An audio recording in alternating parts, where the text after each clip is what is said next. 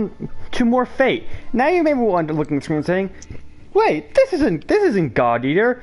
No, this is Borderlands 2 because I decided to do the free trial since I'm going to get a job and when school is out, so I can pay the monthly fee. And my friend Draven here recommended me to Borderlands, and if you can see my level, I am a fan of it.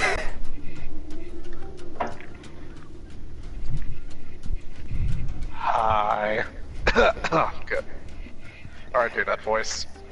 Now, however, we're not playing today because that'd be horrible. And because I have a massive pile of laundry to do. The eternal enemy. I mean, it's as tall as me. And I'm a tall guy. I'm like 5'11". So, first and foremost, what we're going to be covering today, finally, is Lostbelt. Yep. So, Lostbelt... This is where I get to mostly talk about it, since I'm the person that's played AJP. But don't think you'll ever get to not hear our lovely host. They'll come in with details in case I need to correct some things. Yeah. So, what is Lostbelt? Okay, so general plot structure. Lostbelt is really big in consideration. We kind of explained that Goetia literally incinerated humanity. Entity by putting the singularities into motion. Yeah, well, history is gone. History never existed. The entirety of history is gone, and the only thing that exists is the imaginary number field. When we say it's gone, we don't mean it got burned away. We mean it's as if the main timeline never existed. And the reason for this comes from the cryptors and the alien god. And this is where I need to explain who the cryptors are. I know them. I'm not that dumb. I know, but I kind of want to do it. Okay, fair. Besides, I'm doing laundry, so go ahead. Okay, so the cryptors' original name was Team A. What is the whole Team A was someone in the bathroom? Are you on the phone? Okay, Zero, what the hell? Zero, dude, really? Sorry, Zero's gonna keep doing this. Ignore him. But yeah, on occasion. But yeah, so Team A was the original masters of Chaldea before Gudako arrived. They would have been able to take on all the singularities altogether. In fact, they probably might have made easy work of all of the singularities. It helps that all of them were all extremely powerful, top of their classes, that type of thing, and they all had powerful servants. From what we know alone, they had the Tsar of Russia, Sigurd himself, several large figures from Chinese myth, Orion, and I mean proper Orion, and then there's Canis. Yeah, that's a little bit terrifying. Now, and what there are happened? Still some unknown figures. Yeah, we have several ideas. Now, what happened to the cryptors? Well, remember that giant explosion? Somehow they got put out of cryosleep by an entity known as the Alien God, which reports have translated as it looks kind of like a root. We're not kidding. It's some sort of root, like like a tree root, which explains the fantasy trees present in every single Lostbelt. The fantasy trees are, well, take it away, Draven. Here we go. The fantasy trees in general are mystical trees that can be rooted in a certain timeline. If they stay permanently there, the timeline will break itself off from history and become its own reality. Pan-human history. This is why history no longer exists for anywhere. This is kind of why everything has been covered. In a bit of context, think of it like this. Even if you say remove the history of a certain nation, that might not remove all of human history. It, however, will definitely cause a dent. However, due to the fact that all of the Lostbelts have removed history in a lot of places, might even be the origin of humanity itself. Shit! And, well, that's where it's gonna start getting bad. Now, we should also specify there are 7 Lostbelts, as they are referred to, and we know three of them, with many questions to the last 3. But what we know of the 3 is one is in Russia around the time of Tsar Anastasia. One is in the Norse area after Ragnarok happened, which is essentially like Armageddon. One is during the first emperor of China's time. And the last 4, so what we know about them is that the 4th one is... Please allow me. Okay, sorry. Please. Okay, I have to take this. The first one is referred to, and this is the strangest thing, as I can try to quote this as... Please ignore Krieg. As I try... The best way to explain it is just by the translation of the names, but then also knowing where they are. The 4th Lostbelt is taking place in India. And particularly, the name of the Lostbelt, since all of them get their own names, is, and I quote this, the Black Final God. It's theorized it's at the end of one of the cycles of destruction and rebirth. Yeah, and in particular, there is a lot going on with that, and it's terrifying. It also makes sense because the cryptor in charge is deeply interested with cycles of death and rebirth. Yeah, and we don't even know his real name, and it's kind of concerning. He goes by Scandinavia Pepperoncino. Nickname Pepe. The Yes, other, this is actually by the way, a reality. the other 6 cryptors are Caddoc Zemplis, Ophelia. Help me here. Ophelia Persephone, I think. Hinako. Well, Hinako. Forgive We me. don't. Forgive me. We have Barrel Gut, David Semvoid, and Woodime. Yeah. Let me. And also, and with them, their servants are unknown. Besides a few. In particular, the strangest thing is that Barrel Gut has Tamamo Vitch. Yeah. Okay, That we know is the name. still- We know the servants of Caddoc, Ophelia, and Hinako because they were in the first 3 Lostbelts. Along with Wodime. Because apparently he has Lancer. Lancer Canis. Yep. That And, Canis. and that's about it. Also, That it. Woodime is For buddies now. with fucking Zeus.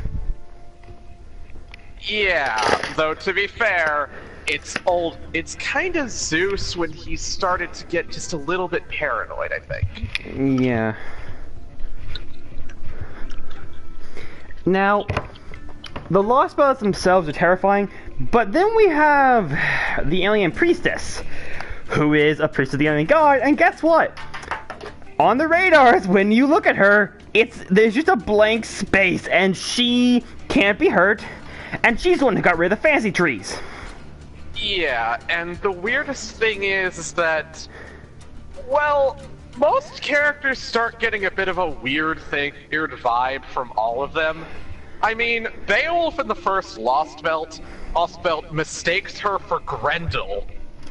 What the popular fan theory is, and looking at the trailer for Lostbelt, how she like reached her arm to mash behind some sort of screen, how she looks herself, and the fact that we see a certain someone in a silhouette, the fan theory is the alien priestess is a reborn Olga, or Olga saved from that horrible fate that fucking Top Hat did to her.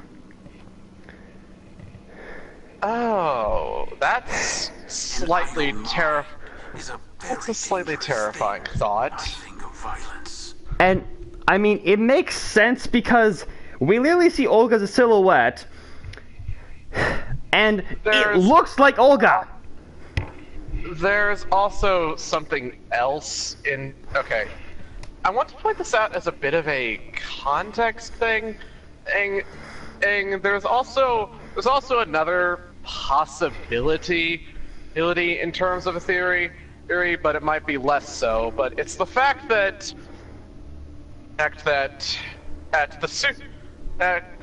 there is another pseudo-servant that's working with the alien god, that being Rasputin.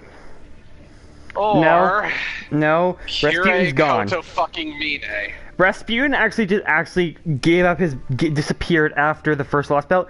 But yeah, Koto Mine is fucking back, and he looks not a day over 30, despite having to be at least 50. To be fair, he's kind of immortal at this point. He was actually killed, and then Rasputin kind of revived him as a pseudo servant.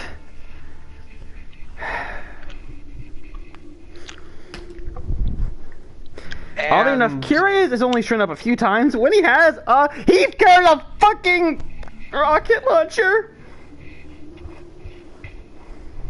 Okay, let me try to basically explain what's going on.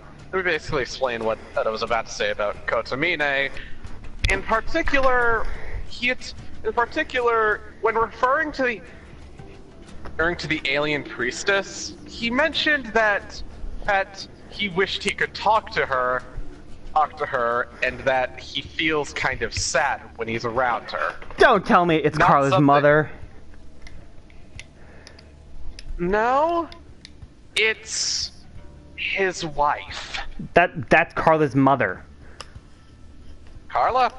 That's the name of his daughter. Oh. Weird. I've only heard about the wife, not the child. She's literally part of she's part of Whole Exteria. And Prisma. Christ. Remember, I have not seen Hollow Atraxia, and I have not watched Prisma due to obvious fucking reasons. I haven't heard of I haven't watched Hollow Atraxia, even I know that.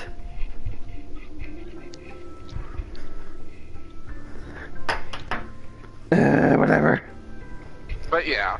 So, how does all of this start? Well, hey, remember when the Mages Association and the Clock Tower was kind of investigating Chaldea? They came and they forcefully took away every single Saint Graph, like dispel them, and then forced Mash and the main character to deal with essentially being put in a dark room and asked a ton of questions, including ones about Roman.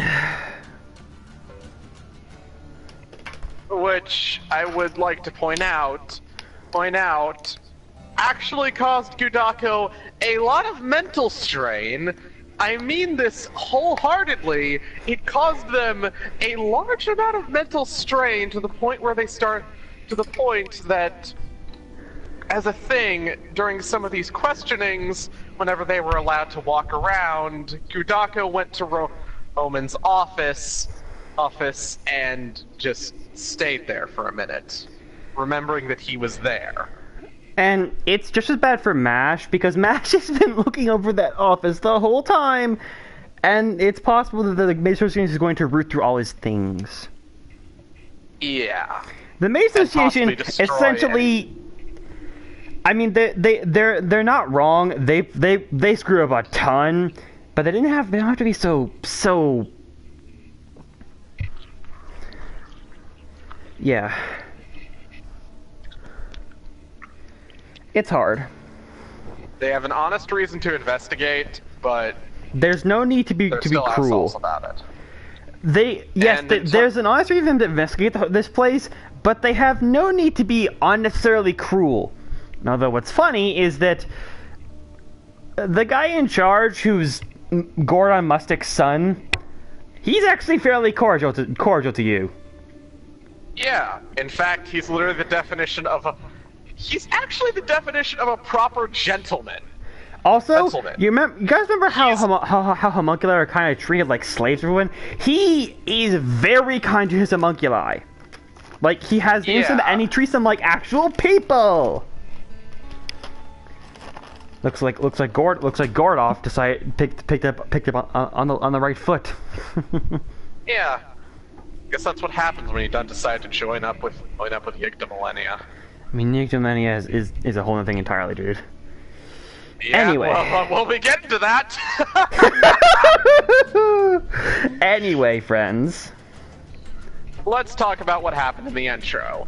After a bit of raiding and also being forced to be held captive in a room for a bit, well, someone else decides to raid the place, and it happens to be Russian soldiers led by Anastasia and Tomamovich. Anastasia, Romania, one of the only female princesses of the Tsars of Russia, and she has ice powers now.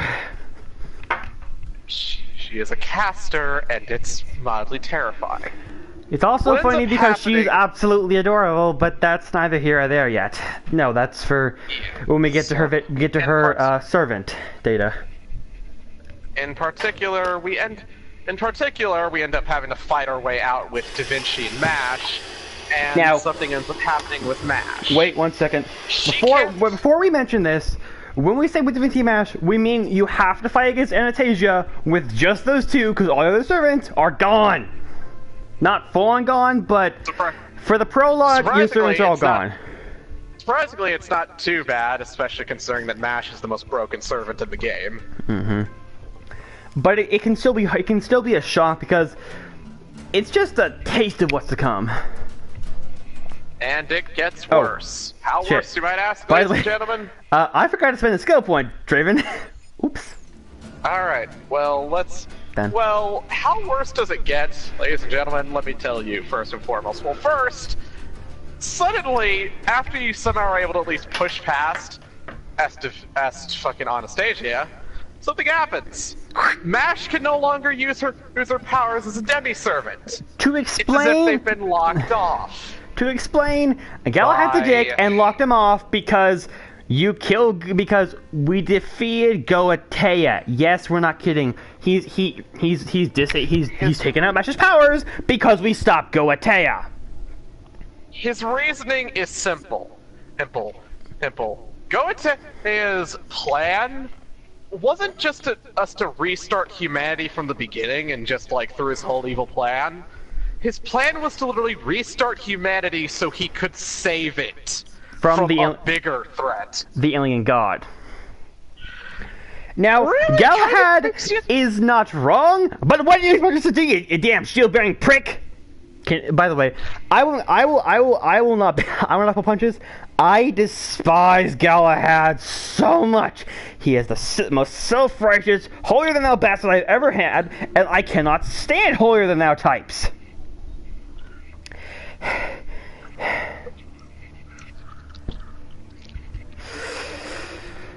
It still comes as a weird thing that out of all things, it's strange that he's kind of that with how he is, it makes the people view him differently. Because as a thing of his legend in Arthurian myth, he's treated as as a hero that could not be stopped, an actual holy hero. Which I think went to his head. By the way, Yep. before we finish this literally affects Smashing gameplay by changing her look, having her offense change to model Camelot, thereby removing the attack buff, and changes her skills and removes her defense buff, her best skill, for a Buster buff! And also weakens her other two skills tremendously. As a surprisingly lucky thing, and a blessing from DW, you can actually switch her back to her regular skills for regular events. You just can't do it for story missions, which essentially makes Smash useless in story. Not exactly all story missions, just story missions that require her to be used. Well, fuck me. But particularly, we'll be getting to that one because it's going to be fun. Kill me now. Now, one last thing happens on the way to the Shadow Border. Essentially, the only thing to keep us from being erased with the rest of history. When you're hopping on and Da Vinci is trying to follow you, you look back and Crunch. hear a noise. A noise of flesh being pierced and bones being broken. And as you turn back, Kodami, the bastard. You see a priest smugly smiling, and Da Vinci with now a hole in her chest. His fist is literally coming out of her chest, and the last thing that happens before you disappear is she smiles at you. This isn't a cutscene. This is an official illustration, by the way. You literally see the blood spurt out.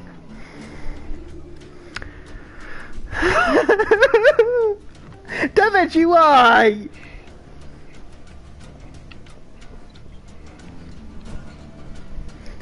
How do you think I felt? Now, Da Vinci isn't gone forever, but now we have her child form piloting the Shadow Border. And said child form doesn't remember anything. It's a backup body, and unfortunately, the memories didn't transfer, so she has no idea who any of us are. It really does get depressing, especially when Gudaka kind of realizes this and is stunningly heartbroken by it. That's not at all. MASH, Roman and Da Vinci were like her parents, and now they're both dead. However, one Da thing Vinci does try her best and gives a little. I must do one thing. I must do one thing in his memory. Sniper bullet into the sky.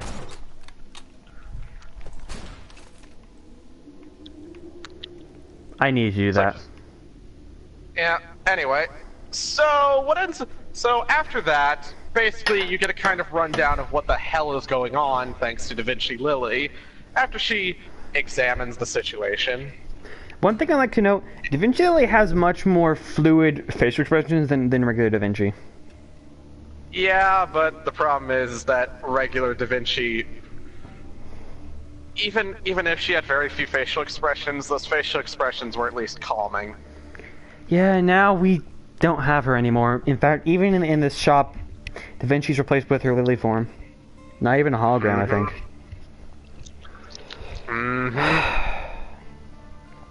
It's a sullen punch in the gut that's saying, yes, everything is gone, and it's even changed because the main character gets a new Chaldean uniform, which for some reason, despite being set for winter outfits, has a stupidly tiny skirt with no leggings for the female protagonist.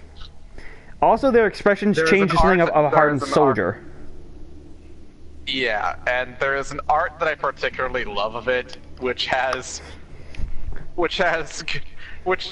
an art that I particularly love is that it's just an art showing off the winter outfit, but then there's a second page that shows Emiya, Dante's, and Nightingale prepared to give her their coats.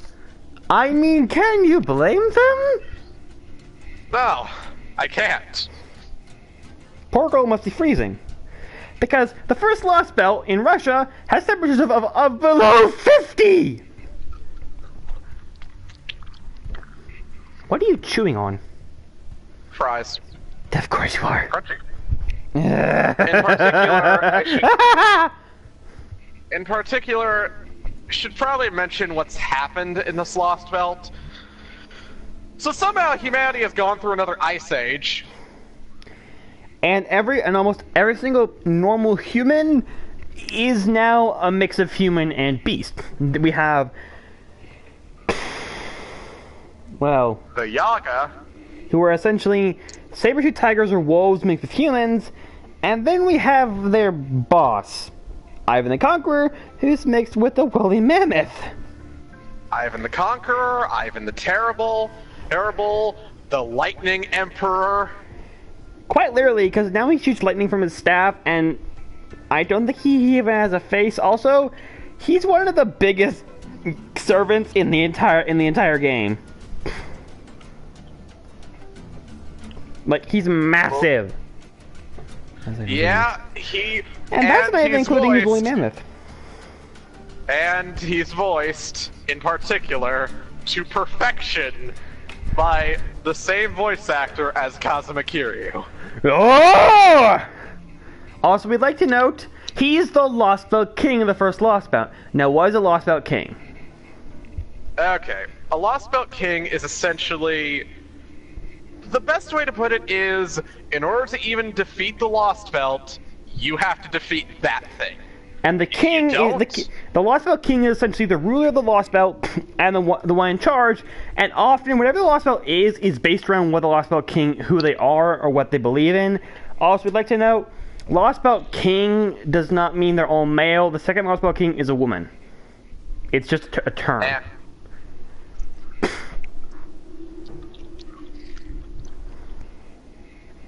Now, moving on. The stranger part is that someone could even usurp Earth the Lostbelt King. And, yeah. It's strange. But it's also still majorly terrifying when you think about who the Lostbelt King, But it's all Lostbelt Kings and Queens are. Zero, shut up, please. I've turned down the voice volume. I went to the options and turned down the voice. Meh. So how is our first stepping into the land of pure snow and ice? Well, we're alone, Oh. we have no friends, and we're freezing! Okay, let us specify... You see, The only thing Holmes... that can be Now, done. let me say this. Holmes is an unregistered servant in Chaldea, and he sort of smuggled away all the Saint Graphs. Which is good, because if Delaworks actually made you lose all your servants, FGO would have just no longer been possible to play. Yeah. So luckily he was able to smuggle all of them away, but he needs some time to. But everyone needs some time to get them back into motion. So for now, they work on a temporary alternative. So officially, for the first Lostbelt, it's just you and Mash, even like because no one else is even able to be deployed because everyone else is still being brought back. In particular, it does take a bit, and you have to work with a temporary servant along with Mash, that being Evisebron. Now, we'd like to know something. Two things, actually. Firstly, in the RP that me and Draven did, we actually translated that by not having any of the servants available, only having our own, and we could bring back one and summon another. Or two more. This had problems, and was kind of why me and Draven essentially had to do a reset, because we may have screwed up once or twice too many times. Once or twice too many times, I think I'd call that we fucked up. What do you expect? We fucked up Gardanburg to hell.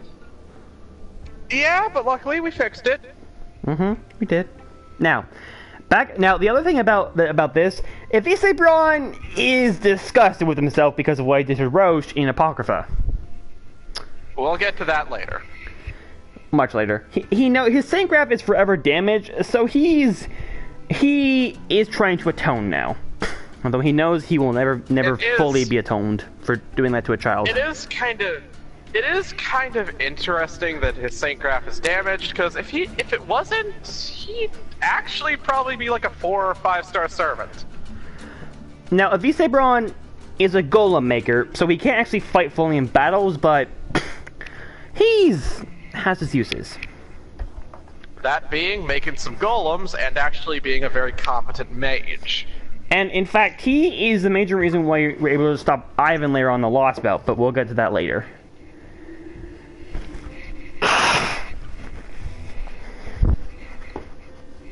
Now, at this point, I'm gonna turn most of the actual story over to Draven, and only take a few points because I have not experienced it. I don't know much, but I know some, so I'll interject at certain points. All right, let's start off with what happened. Let's start off with what happens for the first bit. After you get a Visebron back and with you, and actually do some more work, you end thanks to his help, along with the ability to finally communicate with the others. You can actually summon your servants again. Though that happiness is short-lived, as guess who finds you? None other than Miss Tomamovich. And although she's known as something else for the time being, but it's kind of obvious she's Tomamo. Her name, by the way, is Konon Sakuya, or Konon Skya? Konohana Sakuya, which is the name of a Japanese god, often thought to be Izanami, and she let's just say this: her jacket is literally one button away from a wardrobe malfunction. The reason I say it's obvious she's Tomamovich is 1, the artist, 2, her pink hair, 3, her yellow eyes, and 4, her earrings, and 5, the expressions she has on standby. Also, we'd like to note, when I said one button, I mean she's wearing a very tight jacket with only one button over her chest. Her very large chest. And unfortunately, none of her other outfits are any better because her other ones, one is a skin-tight bodysuit that is unzipped to her navel, and the other is a very skimpy Queepow. The reason for this is that she seems to be based on Tomamo as a seductress. And is basically all of the evil that is Tomamo. I mean, her name is literally Tomamovich. It's one word away from, well, bitch. Bitch, witch, bitch, one of those things. It's to be. I mean, witch actually does make sense as well. Yeah, but she's an assassin. Yeah, but remember, even as an assassin, she's still going to have magecraft.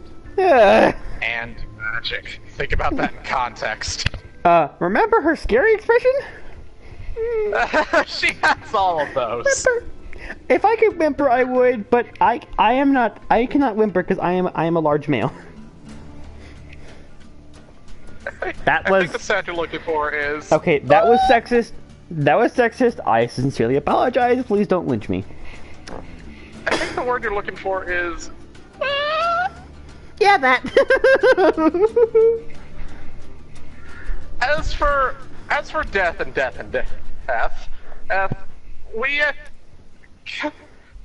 this Tomamovich ends up bringing some goons with her, that being the Russian soldiers, and they're mildly terrifying because they look something straight out of Bloodborne. Bloodborne fire crossbows, have axes with them, and apparently can shoot something out of their chest. You see Krieg here? They're only a little less terrifying than Krieg. Yeah, about. Now, as for the giant death... Now, it gets just a bit worse. Earth, at least, somewhat. At first, after escaping Vitch, you end up running into the Yaga, who perceive you as an enemy at first, until their leader, what was his name again? Shit, I gotta remember. It's not Paxi, because Paxi's the runt. No, Patsy's the one that's at least leading that squadron. What? Okay then. Yeah.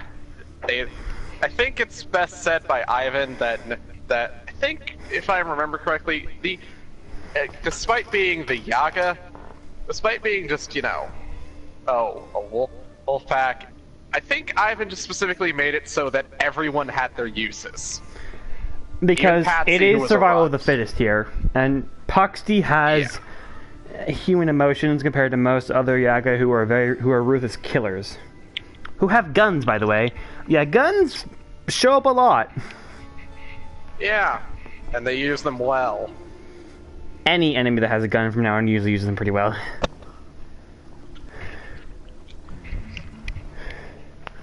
So Patsy ends up getting them to stop firing on you because you actually might be of use. Side note, in the RP, the reason why they stopped firing on us is because it was my character Alice and her daughter, and they both had beast parts. Specifically, they both had wolf ears because their magic backfired. Yeah, particularly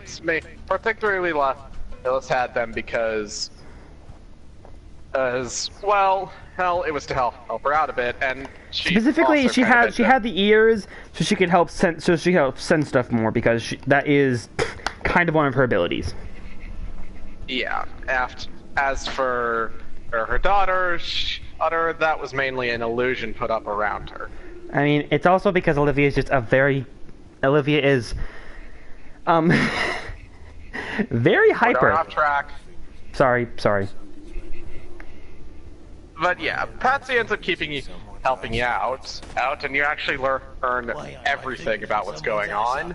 And now you realize your job is basically find Anastasia, take her down. That's that. Too bad you're going to be meeting a lot of problems along the way, like, for instance, having to fight a very pissed off, angry cat girl. Also known as Arlanta Alter. She's mildly terrifying, and when I say mildly, I mean mega terrifying. And also very stripperific. Her outfit is not covering much. To be fair, her original outfit wasn't covering up much either. Yes, it was. I'm referring to her first ascension.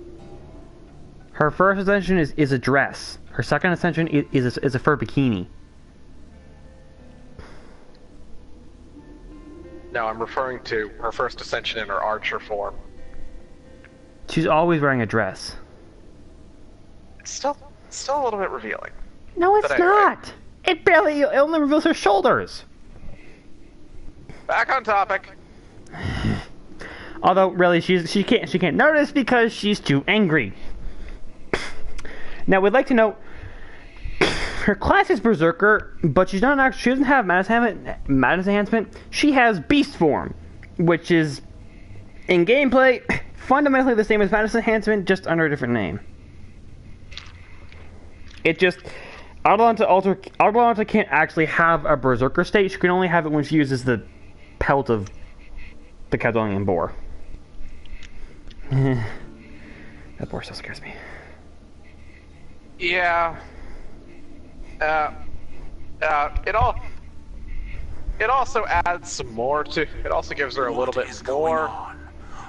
more abilities, but that's its own thing. Zero! As for, just go to the options and turn down voice for a bit while we're doing this. It saves you some time and saves us some headache. I can't quite see him. There, 0. Now, as for what happens with the ye old death pit of snow, with Adelanta Alter, you end up fighting her, and she eventually does calm down. Surprisingly. In this scenario, she's trying to help keep the Yaga alive, which severely backfires for her later on. Yeah. There's something about the Lostbelt that we're not going to mention yet, but it's enough to make at least one character break down crying every time.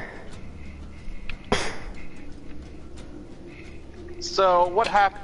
So basically, Adelanta decides to help you out because you're trying to help these people too.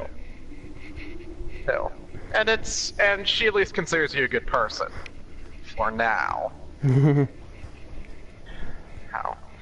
And results have you just basically exploring around the snow, fighting beasts and other things, until you end up encountering two very familiar-looking folks. Beowulf and Billy, who, by the way, I'm huge fans of because I have both of them and they're awesome. Yeah, so what's also, going on with myths. these two? So what's going on with those two being here? Well, to quote them in particular, they were summoned, but they kind of don't know what they're supposed to do. This is a thing in the Lostbelts. Servants sometimes get summoned, and there's not really any real specified reason how or why they're summoned. They're just kind of there, which I think is just sloppy writing on the developer's part. I think I did. It is actually explained, but they're summoned servants from Chaldea. But in particular, their memories. Yeah, Beowulf and Billy were summoned from Chaldea in particular. But the thing is that it's kind of a failed summon. Failed summon because they're not a part of any enemy force. They're just here. They were summoned, but they don't know why. And they see you as an enemy at first until they kind of realize, hey, you might be the guy that summoned us. Yeah, no, yeah, good job, idiots. To be fair, do you expect anything less from Beowulf? No, he is the original Berserker after all. Yep. Dude who thought that it was the best idea to fight a fucking giant ogre? Dragon. What the hell's Grandel's Grandel's a dragon. Dragon again thing with his bare fists. Well, he did. Well, no, he had grunting and negling. But he killed it with his fists. After he broke its hide with the two swords.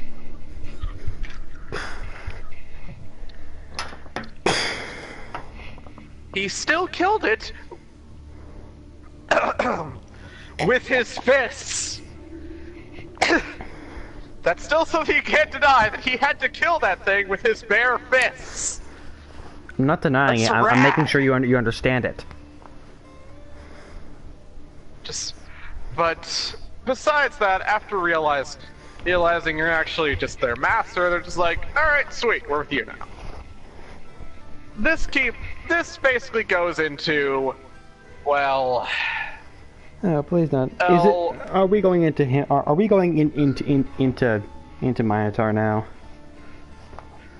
So you end up having to return back so you can formulate a plan against Anastasia, and then you end up finding out that the town you're in is under attack by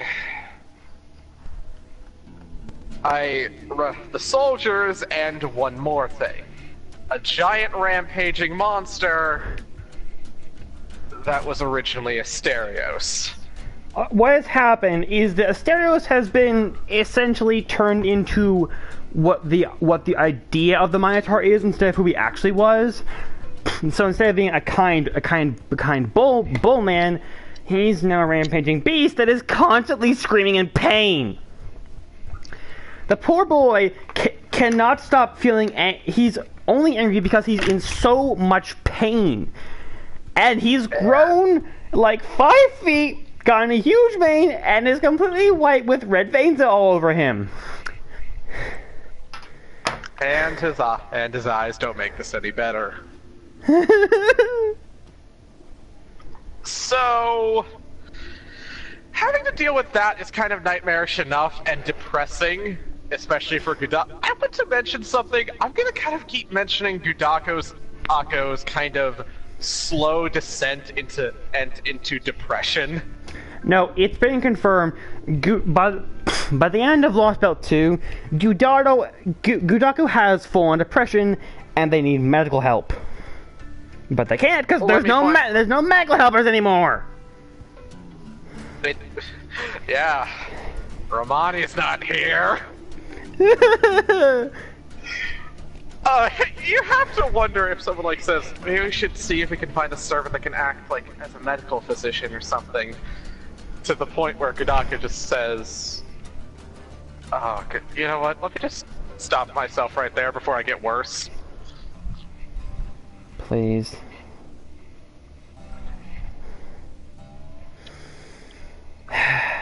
And yeah, so you end up having to deal with that, and realizing that you need to get through to Asterios just to get to Anastasia. You bear through it, and after busting through a giant labyrinth, and being Musashi because she's here. Shut up. You end up fighting Asterios, and when you finally beat him, he finally is able to stop feeling pain, and in that moment of clarity, he remembers Uriel smiling. And that, the worst part is what he says afterwards. I'm happy I got to see her smile again. I'd like to mention something, and I know I'm doing this a lot, but in the RP, you're gonna stop right there. We're just gonna let that go on.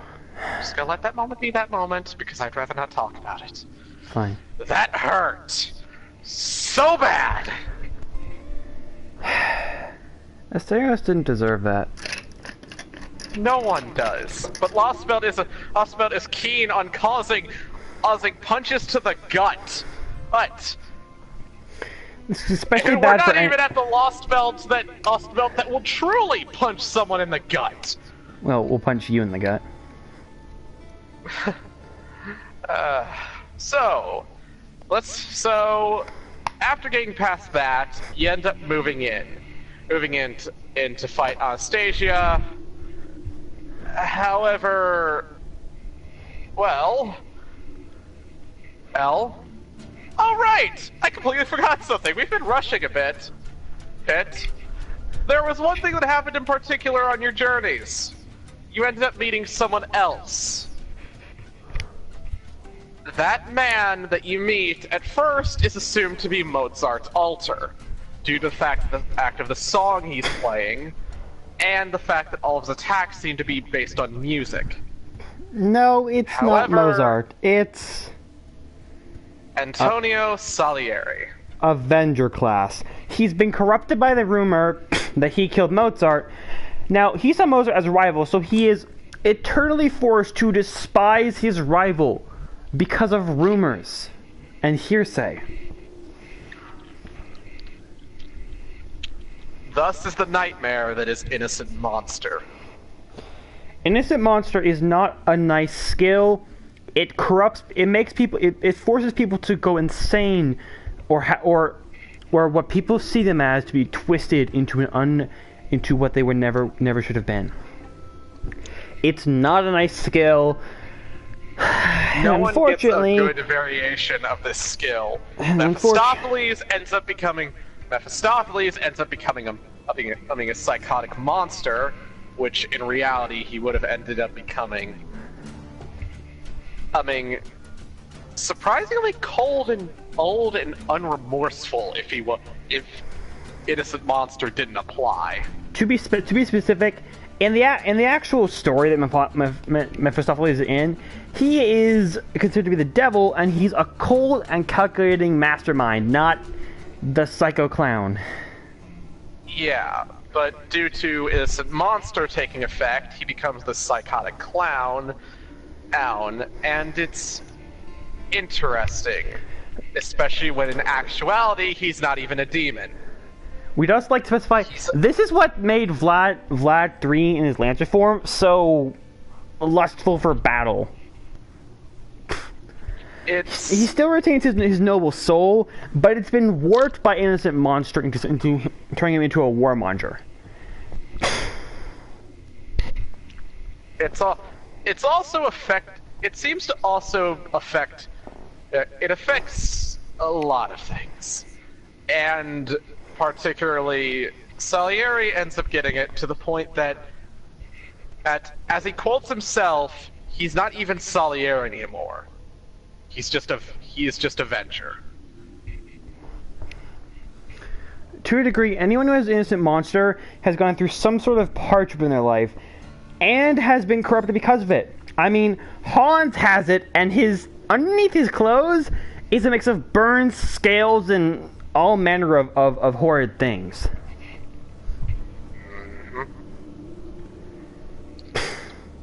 So, moving off that depressing scale,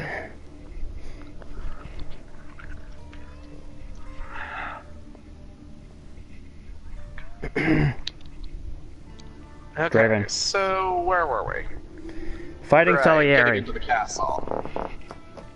Well, we've already talked that we end up recruiting him, but he joins because he doesn't seem to want to fight you, and in fact, he he actually seems to be very calm around Gudako. This might be because Gudako is an actually calm individual, and has a calming effect as they treat everyone equally no matter who they are.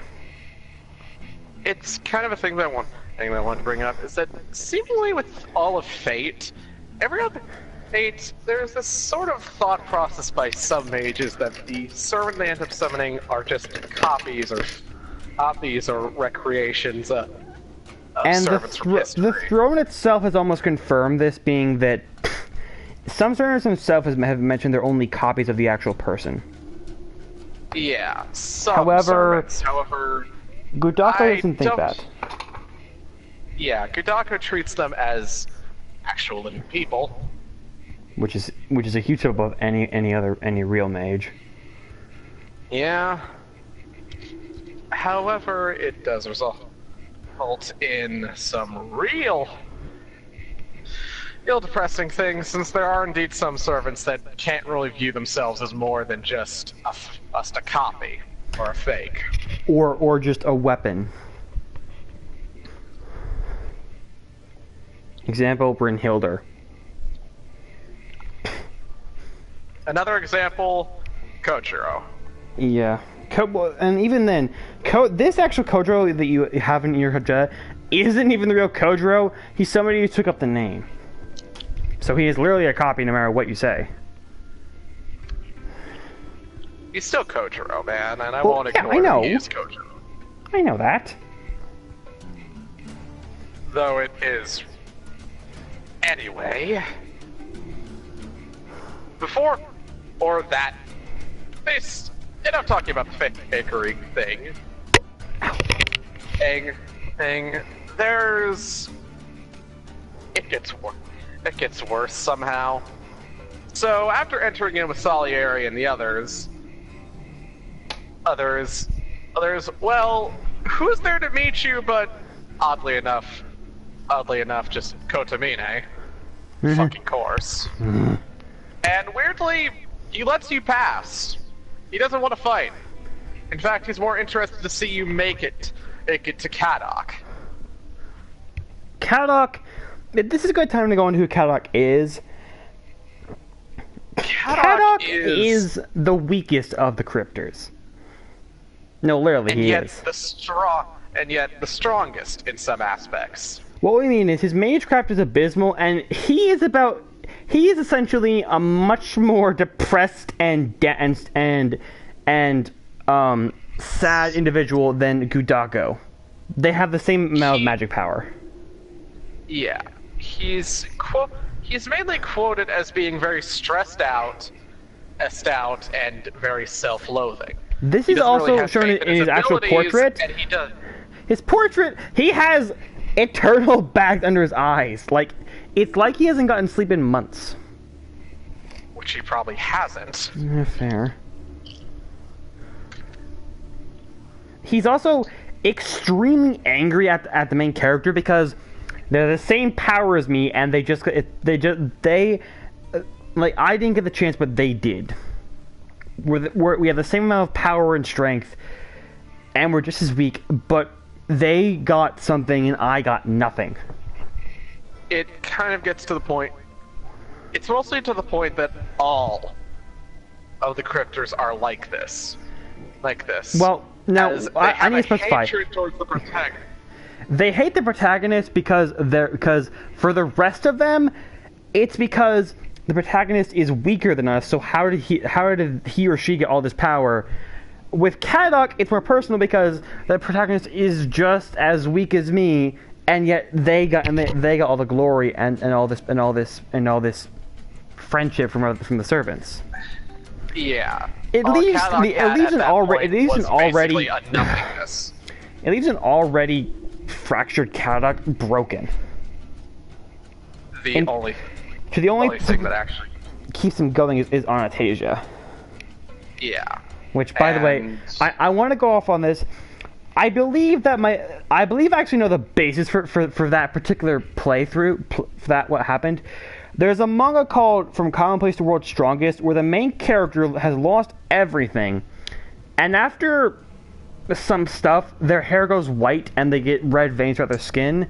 They meet a girl who is actually fairly close to Anastasia in looks and brings them back from the brink.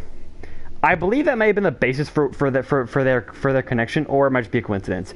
But the similarities are definitely a coincidence. Well, the similarities are just really odd. Probably not a thing. Still, it's at least something of a comparison, but not something that probably was based off of it. Yeah, and well, it's a weird coincidence that the stories are almost exactly the same. Well, let's just talk about this depressing roller coaster for a bit. Basically, when you arrive to Kadok, he's definitely a bit pissed off and still tired, but Anastasia is ready to fight. Until something decides to blow a hole in the castle. Or rather, someone. The castle is caused by a giant mammoth. And who would be on top of the mammoth? Ivan. And well, now we like to know when we say giant, we mean as big as a skyscraper.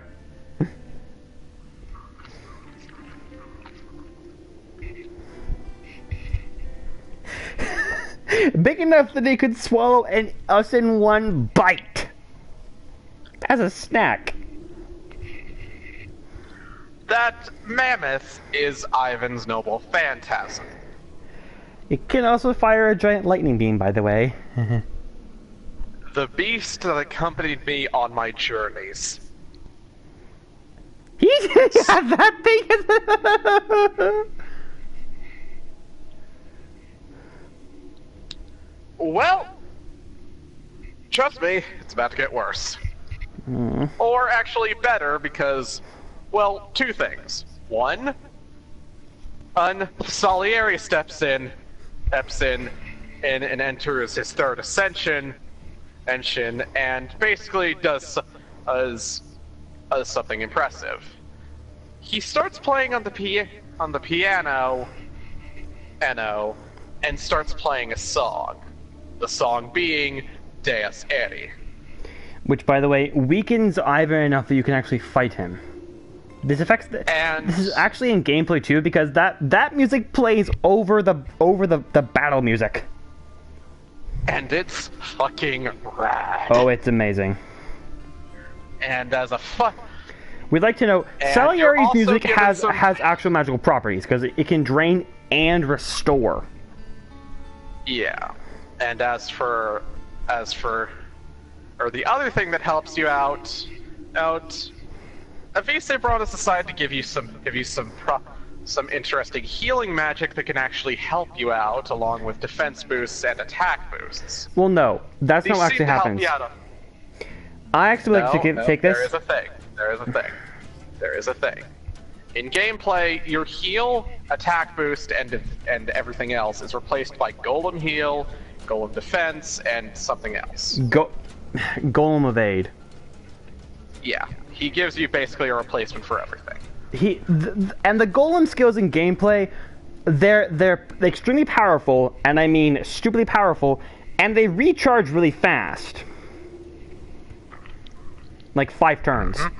Where most skills take like over 10.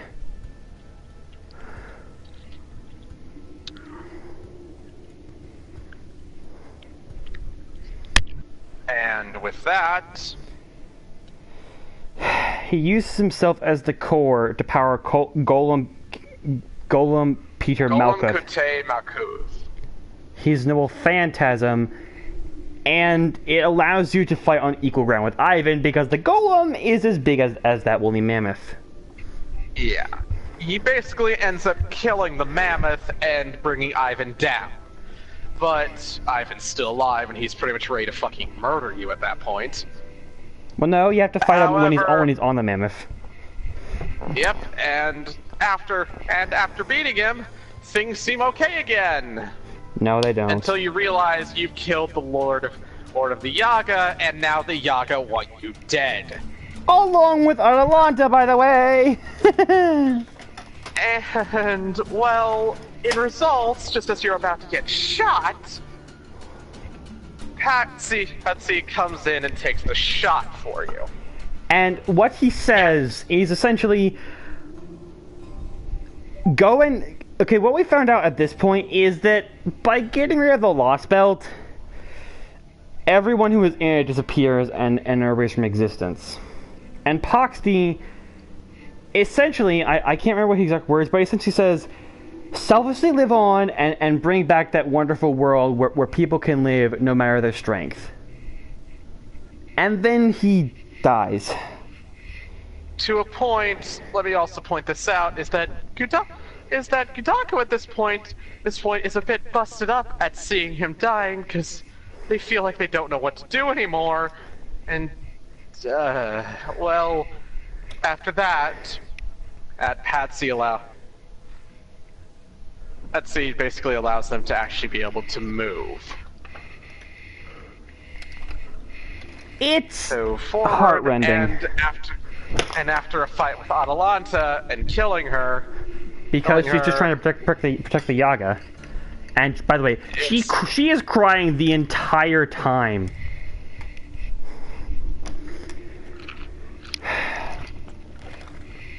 The poor lion girl literally dies crying and begging the Yaga not to hate her. This is not Lostbelt is not nice. But hey, guess what? It somehow gets worse. Oh boy, here we go. Okay, I'll be right back. Should I continue? I asked him should I continue, and now I don't know if I should. I'll wait. Better to do so.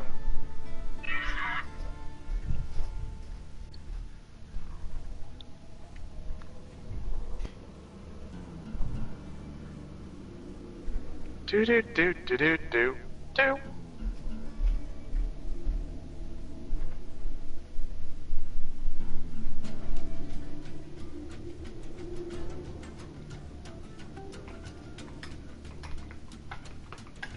Do do do do do do do do do do do.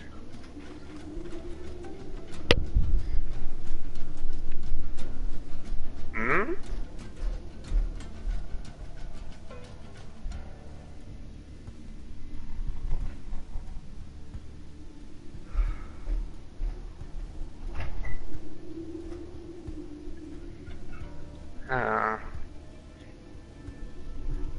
We are being serious, people. The event Lostbelt does not get any better from here. This fight gets even more depressing as time goes along. Don't even know how, though.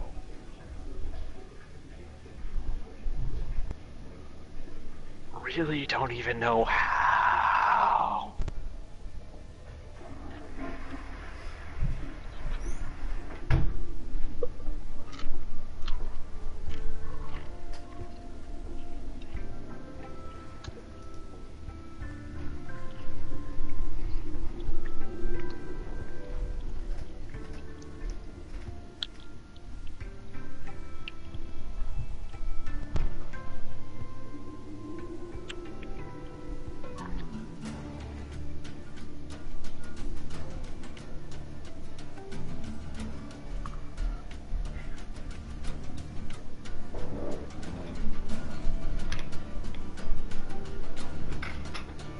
Da-da-da-da-da. I'm back. Oh, hey, you made it back. Excuse me, I was doing the laundry. Yeah, I decided to wait for you.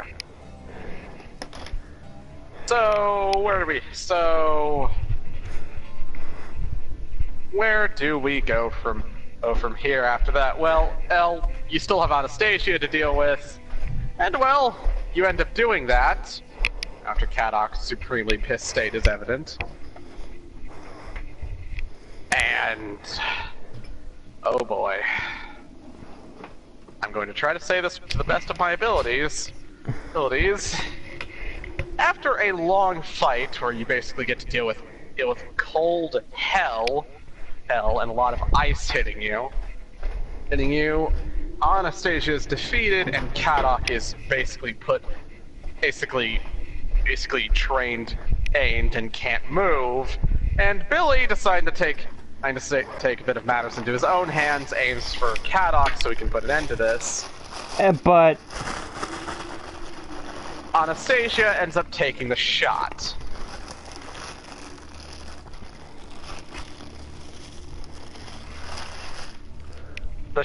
And, well, in her last moments, she kind of basically confesses to Cadoc. Mm-hmm. Which ends up breaking the man further, and due to a request, Billy knocks him out. And yeah, Cadoc is not okay. Neither is Gudako after seeing that, but she doesn't really have time to stop because there's a giant mystical tree that looks a bit angry. And you gotta kill it. After killing it, you end up hopefully trying to escape, but then... You're not actually destroy the tree, the priest just gets rid of it for you. Yeah. And it's very disturbing, but you end up getting back on the shadow border and leaving. And it somehow gets worse. We have to go straight into the number field. That is, oh no, oh great. Okay, so first what ends up happening is that Kotamide decides to show up and is like, "Sup, I'm taking this kid." Because you capture Cadoc, and he's holding a rocket launcher. Yeah, one-handed. And that's not really a pleasant sight, and neither is the hell that's coming for you. But Cadoc ends up getting taken, and you can't do anything about it. I mean, to explain this, Cadoc has the ability to essentially remake the Lostbelt, and he tries to do that with Anastasia before he gets knocked out. And one of the Lostbelts, specifically Barrel Guts, is almost so gone because he's been killing everyone. The Lostbelt is about to collapse. We'd like to note, Barrel looks like a kind uncle, but in the trailer, he has a nice big blood splatter all over his face. That he licks. With shiny glasses. And his command spells look like a wolf. The weird way to put it is, there was a comparison made that I will never get out of my head. He looks like Markiplier. Why get to bring up him? Because I will never let anyone because I will never let that cursed thought get escape anyone. Mark Plyer is this YouTuber who's very loud and hammy, and also has a dark side. Ironic. Along with Jacksepticeye, who also has a dark side. Let's just keep going. Agreed. Before we go further into cursed thoughts. Oh, but wait, folks, we have more cursed things coming up, because the moment you arrive in the next Lostbelt, oh hey, you're being attacked by a guy in a high-tech mask that, is pretty fucking powerful. We'd like to note the mask. If you guys ever seen Guardians of the Galaxy, the mask looks like Star-Lord's. Yeah, and this is why I will never ever get. There is one comic that I will never get out of my head, and that is. I think we're alright to reveal. But before he says it, the mask guy is Sigurd, Brynhilder's fiance, and we like to note Brynhilder has been forcibly destined by the gods to kill Sigurd. This leads to a lot of very adorable comics with those two getting all mushy. And then Brynhilder stabbing him, but Sigurd's okay because he has battle continuation. Yeah, there's still something I will never get over. It's just expectation. Sigurd not sure what to do as he has a blade in his chest, as this Brynhilder is about to stab him. Reality: Sigurd has been stabbed and he's complimenting Brynhilder while she's hiding her face in embarrassment. Essentially, yeah, it's literally Brynhilder's acting all yandere, and the blades in his and Sigurd is like, Sigurd's expression is essentially the epitome of, crap. But in reality, he's already been stabbed, and there's a little bubble of the gut symbol, and he's just smiling at Brynhilder with hearts all around him, blood coming out of his mouth, and Brynhilder is curled up into a little ball, her hands covering her face, and panicking. It's adorable. Also, the laundry's done. There was also one other. Huzzah! But there was one comic that I shall forever remember, and that's just when Sigurd gets summoned to Chaldea,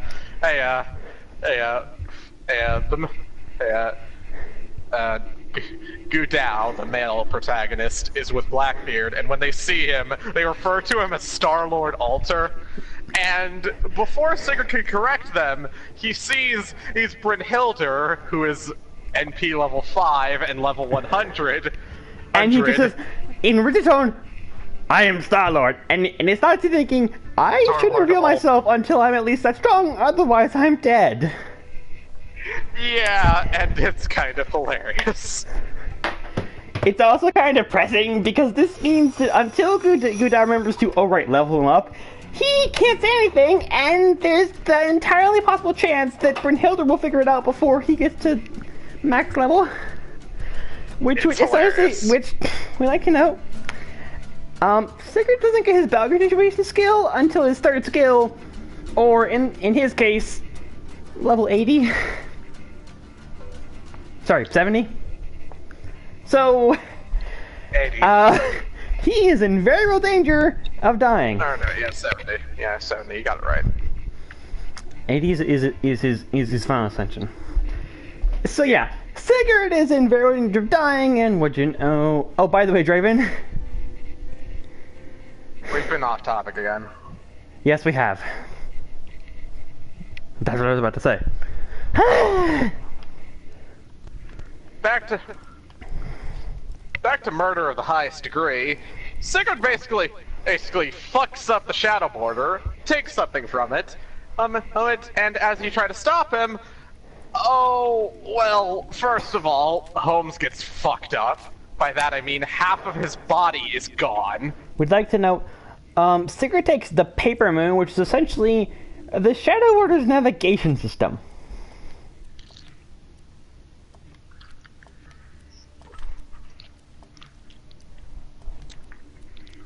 A very important thing that he has taken. In other words, the shut-up order can't work anymore. And also, yeah, kind of really fucked up Holmes. Like, seriously, half of his body is missing. He's bloody and beaten up. His hair is most certainly not certainly ruffled, and everything is not okay anymore.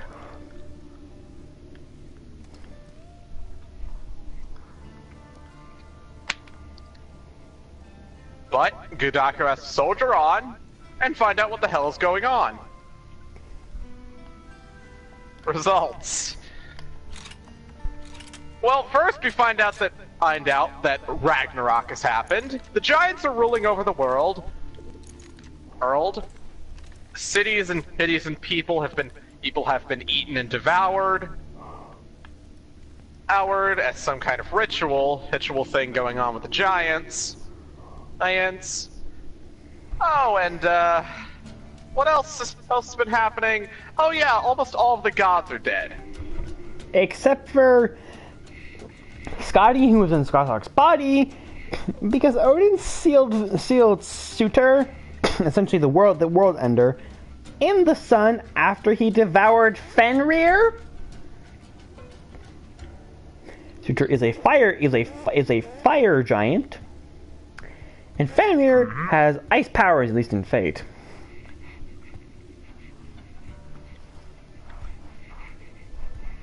So, in a bit of a results from that it kind of ended up killing him. So Odin is gone. And all the other guys got killed by Suter Fenrir, except for Scotty, who's in the vessel body. Scotty ended up being basically left alone. She's the Lostbelt king. Yeah.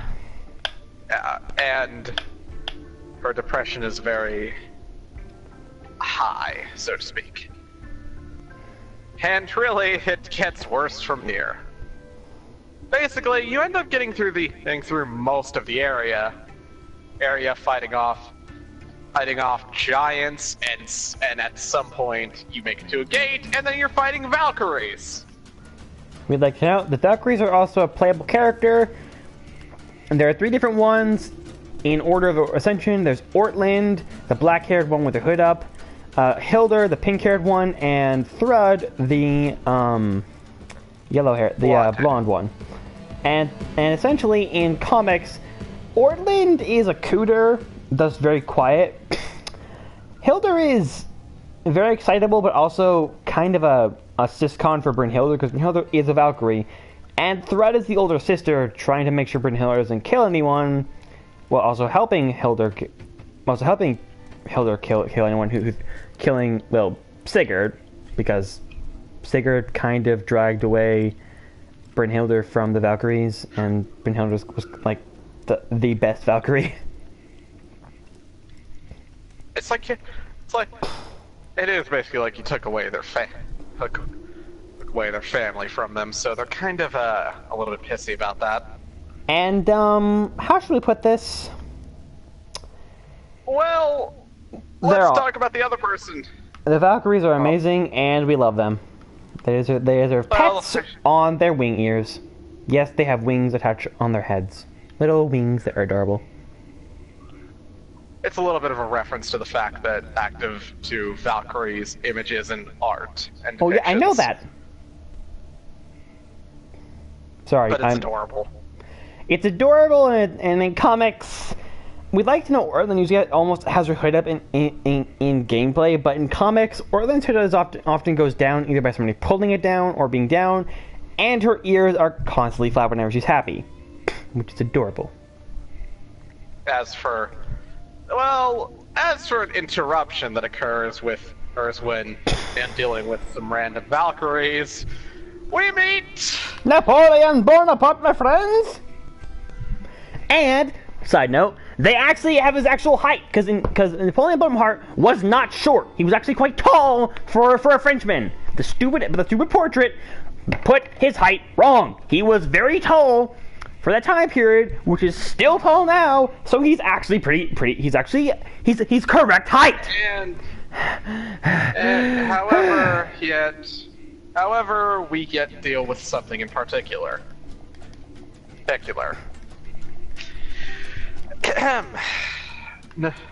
This isn't actually the real Napoleon. It's the crystallization of the It is a crystallization and a form of all the people's beliefs of France in Napoleon. Essentially, all of the legends and myths around Napoleon and everything else along with it. Along with actually being the crystallization of hope and determination, and essentially being the underdog.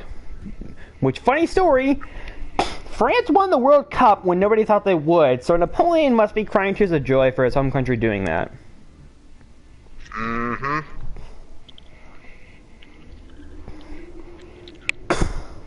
Actually, that does kind of make me laugh because I'm imagining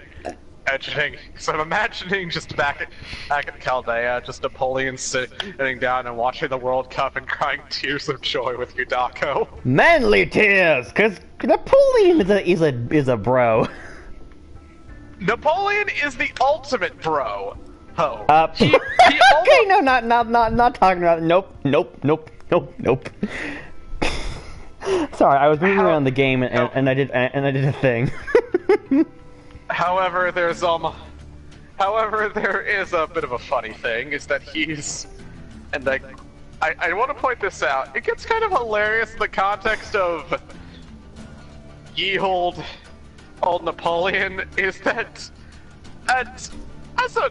in terms of bros, he is only beaten by one person, and that is Iskandar. However, he did fight Iskandar one-on-one. And won. Yeah, but... We haven't even mentioned Napoleon's weapon. Is a fucking cannon. That can turn into a machine gun, and the Phantasm is a shining ray of victory fired from his cannon. With he's also staring at the screen when he does this. By the way, like he looks straight at the screen with this fearless, terrifying grin. The best thing about it is that his entire noble phantasm is a bit of a. Just hold on. But yeah, his noble phantasm is kind of a. I'd say it's the benchmark where noble phantasms start to take a new leap. As in, they started to get really fancy CGI, and it's just glorious. For example, Napoleon's gets its own little special thing where it cuts to a little bit of an art thing where you get to see the cannon start to glow with a bit of flame, and then you get to see his smile, as he then says, his Arc de Triomphe. Which, by the way, means Arc of Victory. And it's amazing. Sorry, Ray of Victory, my bad. It also is an interesting detail that it actually deals damage to divine beings, which I think it's a bit of a reference to the fact that, which I think is also adding more onto the underdog side of things.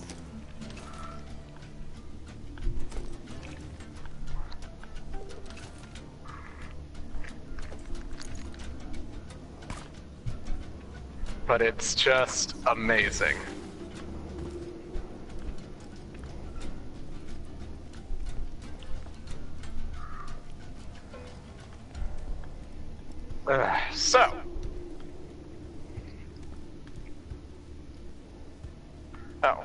After meeting him and getting quite possibly the greatest entrance for him ever,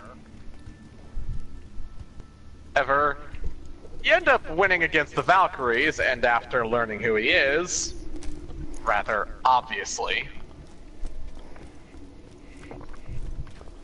he ends up joining you on your adventures, and surprisingly, actually tells you where to go, because he knows where he's heading. Good.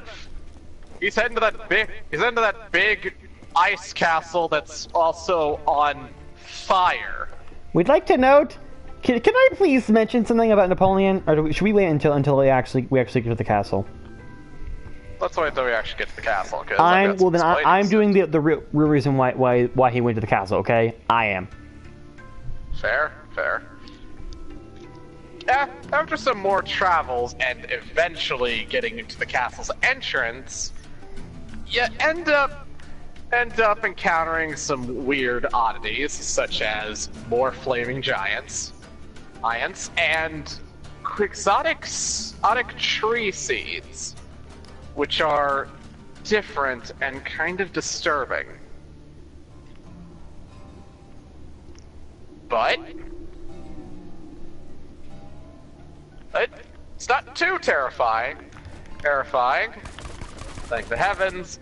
And eventually you make it into the castle. And also manage to get to the throne room rather easily. Surprising. Again, you seem to be getting to here rather easily, but then, well, things get some bad. But first, I'll let the reason why Napoleon is here. Take it away, friend. Yeah, just... He asked for Ophelia's hand in marriage, and he took her stunned silence as yes. And Ophelia, when that's mentioned again, she completely loses it. She is very confused. And so is everyone else. Yeah, it's kind of a comedic moment, which that comedy is eventually dropped when Sigurd steps in. And he is about to kick your ass. I am not even joking, like he is actually going to kick your ass 6 rays from Sunday. How hard, you might ask? Well, he would be murdering the shit out of you right now, if he weren't being held back by Ophelia, by 1, her command seal, and 2, well, really that's basically it, because Ophelia is trying to keep him in line, so he doesn't kill Mash. Because Ophelia and Mash are very close, and she actually asked Mash if she could join them. Also, she's also holding back Sigurd because he didn't Sigurd! Yeah, Suitor has managed to technically escape. However, and is now taking over Sigurd's body. And as we later find out when Suitor gets free, Sigurd ain't happy about that. Yeah. In fact, however, his eyes start glowing, and he has lots of teeth. Yeah, apparently that might be due to his draconic kind modification.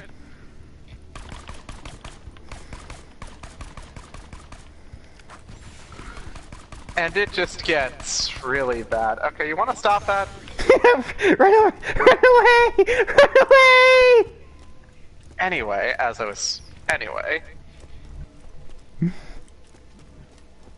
and it's, well, basically after somehow managing to survive that ass whooping, well, you don't technically win. You are literally knocked unconscious. And thrown in a cell. However, you do end up managing to escape. However, you kind of need to be woken up basically from what is essentially an ice coma. And who's there to help Kudako but Dante's? Literally, Dante shows up in your mind, which is something that's not surprising. And basically just tells you it's time to wake up and starts getting your spirit back up so that Kudako can keep moving. And it's actually kind of puts it in a thought process that actually makes me kind of smile, but Dante's has always been there. he never seems to leave the protagonist's side. He always wants to make sure that they're safe. And it's actually kind of sweet. And also kind of terrifying because that means he could be planning something in the future. To be fair, when is Dante is ever not planning something? At least the plans he has are just to show Gudako what love and hate means. And to go beyond said love and hate. It's never like Moriarty level plans where he's going to somehow turn the moon into a fucking bullet. I accidentally threw a gun off the side. That wasn't important. It was that bazooka we found right before we fought Wilhelm. Wilhelm. You get the point. Anyway, after waking up. Peace offering.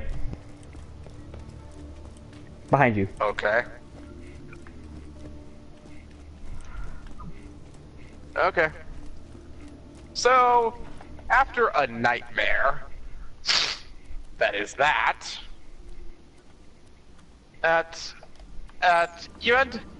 Yudako ends up waking up, and before they can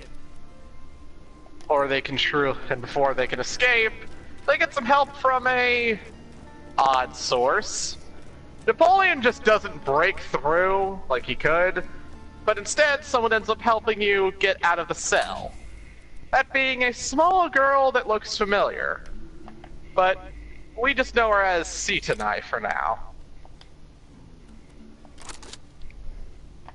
She is very small, she's sweet, and she's also a pseudo-servant fused with Fate Stay Night Ilya. Also, her bear is named Shiro. She didn't actually realize that was the name of, well, yeah. Yeah, it's also been on some debate that bear may actually have Shiro's soul in it. I mean, have you seen the comics? Yeah, I've also seen image where Shiro is where it's actually just Shiro wearing a bear costume. Yeah, I've seen that one too. A very lifelike bear costume, and it's kind of hilarious.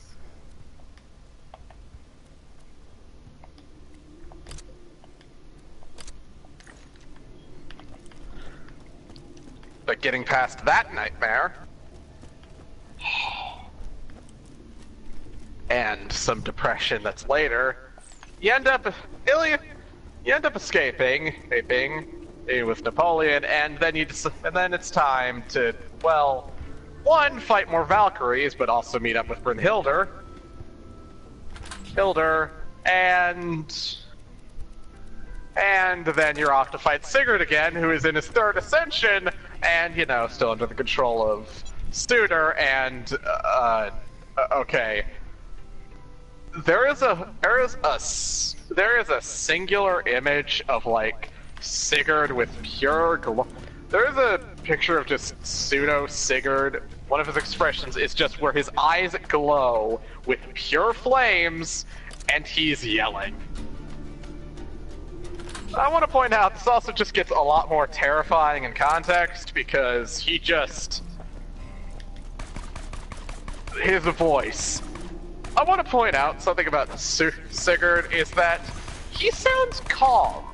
He is actually very calm. The man talks like a gentleman, and it tries to be, you know, calm and collective.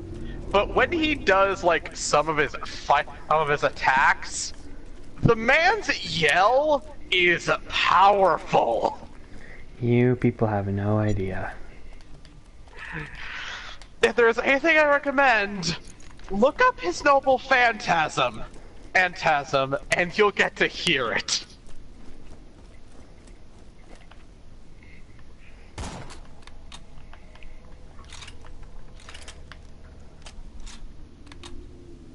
Want to explain to me what you're doing? Target practice. Please don't kill me. Okay. Okay. You know what? Actually, let's give him a show. And I was just about to explain more. Oh god. I am so dead by the guys. I am so dead because Krieg is broken. God. Yeah, that. And okay, now we're done. Ow! I'm gonna go a little buff and heal now. So anyway, back to what I was explaining. Nah. Back to what I was explaining. So after taking a lot of pain from Sigurd, and eventually defeating him thanks to the power of Napoleon and Brynhildr, he's defeated, but well, guess he just decided to escape. Sigurd. Oh, by the way, Draven. Yeah. Draven. There's a Psycho class mod that gives 147 max health in Zed's shop. I'll go buy it. You go ahead and explain what Suitor's up to. Suitor wants to destroy everything again because Ragnar's already occurred, and so the world should have been reset. Also, he wants Ophelia as his bride. In fact, in battle, he literally yells, "Ophelia!" when he's pulling up a skill. It's mildly terrifying. Mildly, I think very terrifying.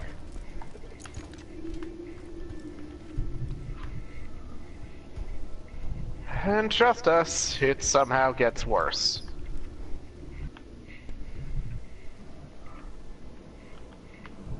Like, no, seriously, somehow it gets worse. Well, by that we mean we find out he's fused with Fenrir, and he's trying to kill us.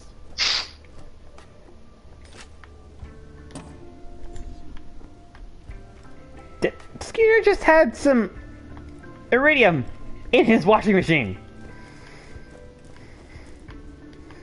Yeah, you know, not surprising. But for now, It was in his washing house.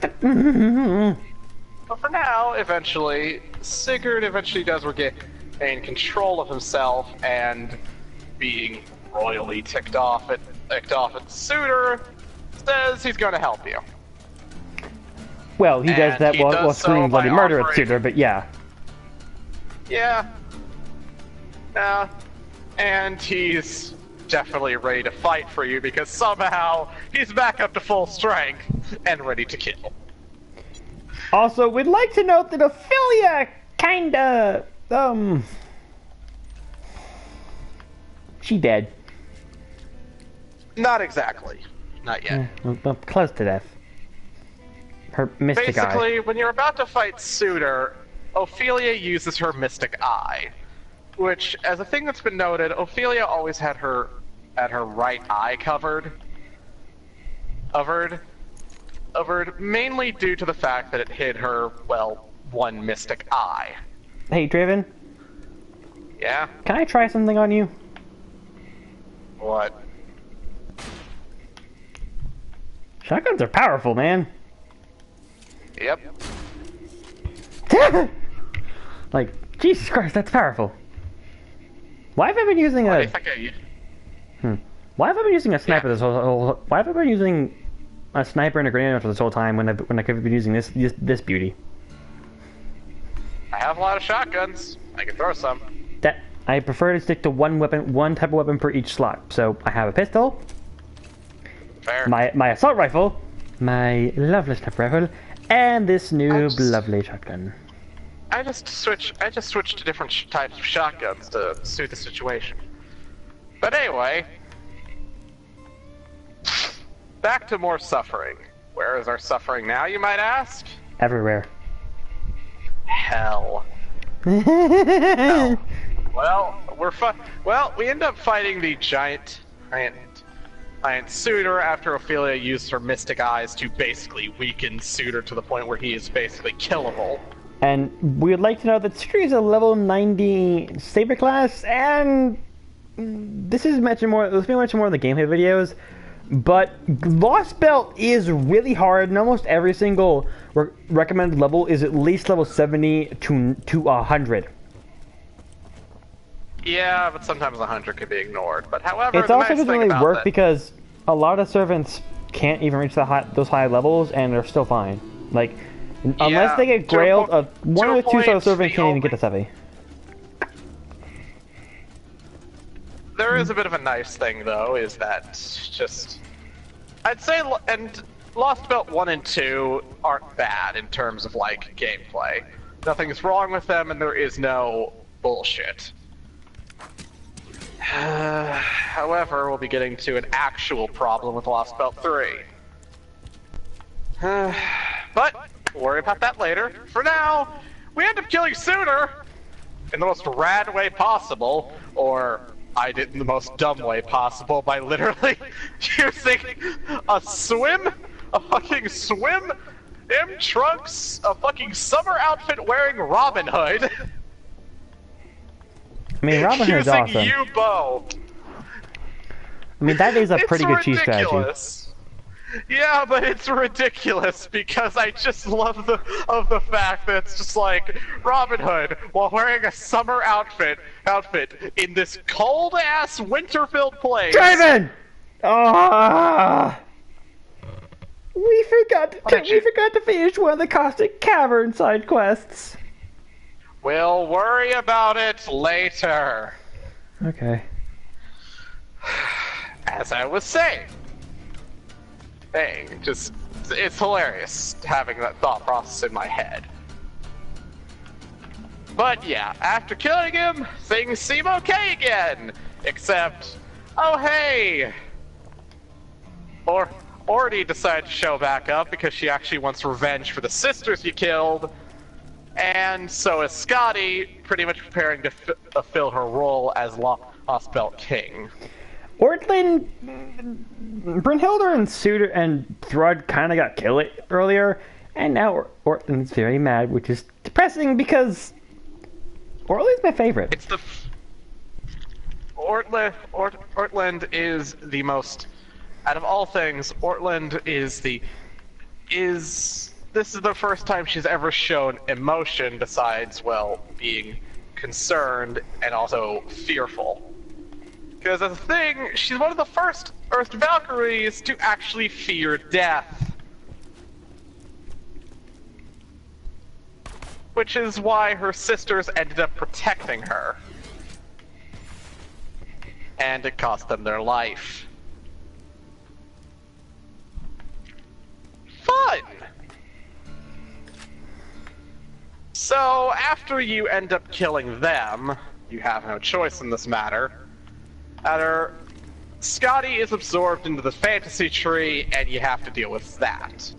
After that, the priestess comes and does the usual, and everything is not fine anymore, let's be honest.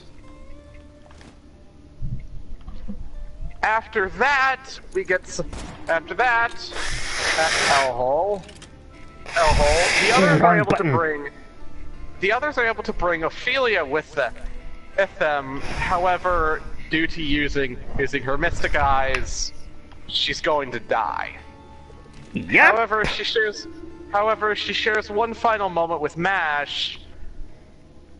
As she reaches out and holds on to Mash, and she dies smiling. A bullet for Ophelia!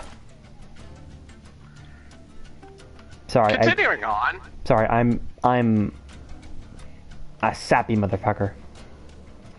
How do you think I am? I'm an emotional bitch. But it gets worse.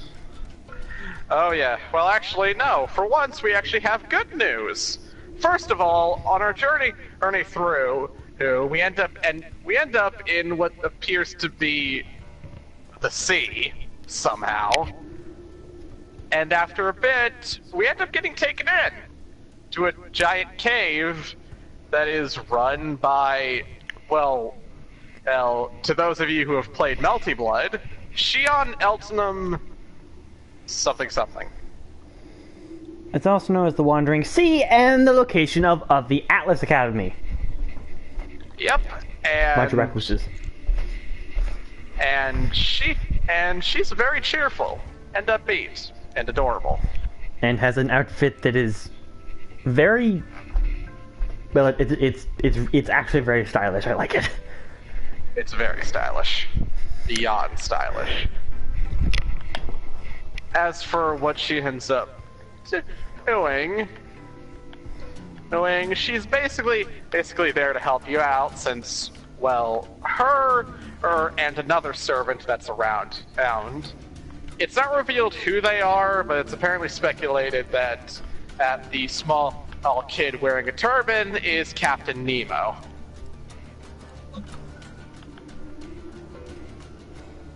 Yes, that Captain Nemo.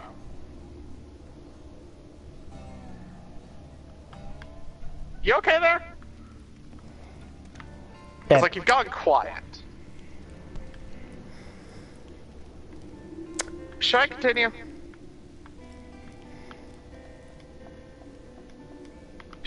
Is that a yes? Okay, alright. So basically, after getting introduced to the place, things seem fine. You finally have a base to work with, and you can finally relax. Until you end up eating some food at the cafeteria and find out you've been poisoned by Vitch. And that's where we'll stop for today. Are you... Are you fucking with me? No, I'm not. Ah, shit. I want to end off on a happy note and a cliffhanger, okay? They finally got a base back. Let them be happy. Alright, yeah. Also, Draven, But, you know, still poisoned by if we Vitch. didn't, we would go over the 2-hour mark, and we will save your suffering for a time when we're not playing Borderlands. Fine. So, next time, guys, we're going to Lostbelt 3, Draven's sorrow, sadness, and his waifu, and then the Lostbelt events. Thank you all very much for watching, and I will see you folks next time. Peace! Okay. Arrivederci. Oh, right. Arrivederci. Thank you, and...